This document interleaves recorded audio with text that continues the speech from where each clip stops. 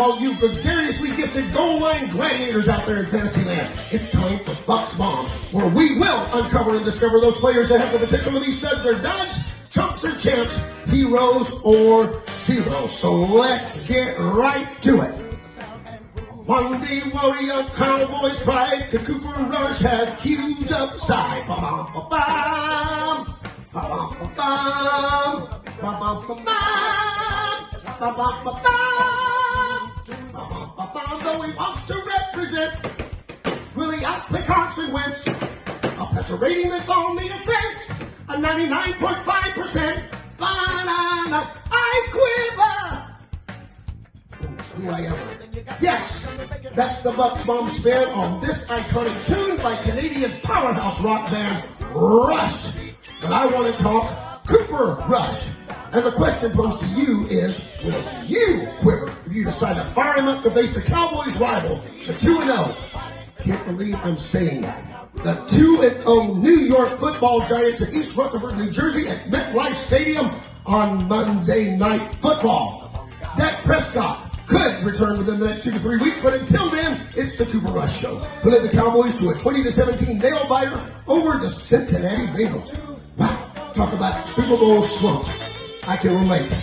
Anyone out there see that coming?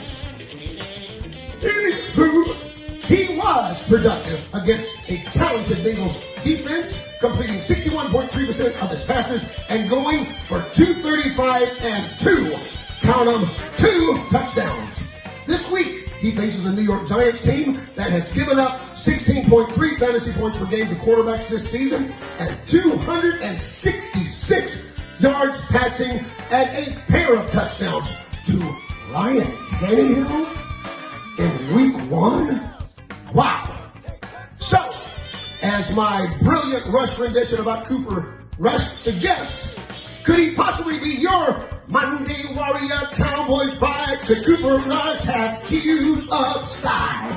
And that's up to you to decide, as Bucks Bombs always are. Next! Oh, lovely. Oh, lovely. Oh, by the 13th targets allowed. Against the Bucks, you made us proud. Famous Jameis will throw, but do we really know if he'll be the receiver you'll find? There could be great confusion with no clear solution defined. Will we be dumb or clever, or rather we'll have peace of mind? Commit or acquit, oh, Olave. Oh, start or sit, Olave. Oh,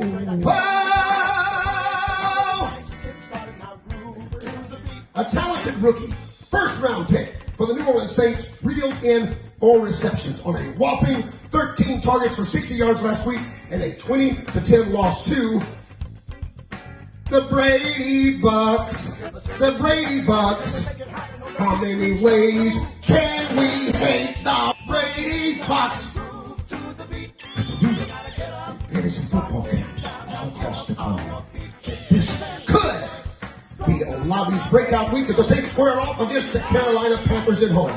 The speedy wideout has plenty of big playability, and it may only take 1 catch for him to post respectable fantasy numbers. But the question is, what do you think? Are you going to pour yourself a nice glass of Cabernet, fire up an earthy stogie, and confidently fire up Chris? Oh,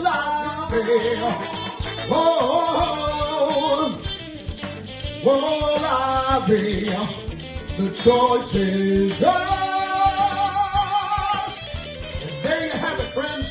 Cooper Rush, Chris Olave. Well, these 2 potential plug-and-plays have you spreading your wings, soaring above the clouds as you look down on the rest of the fantasy world like the Grinch with self-absorbing, arrogant smugness. Or will they have you sobbing uncontrollably as you hop a red-eye to Vegas, take a shot of Drano with the Uber, then swan dive, untethered off the top of the stratosphere to an unforgiving, unfruitful, unspeakable demise? I know that sounds extreme, people, but can you smell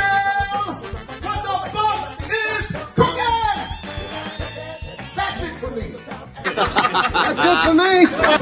Bombs, week 3 is in the books.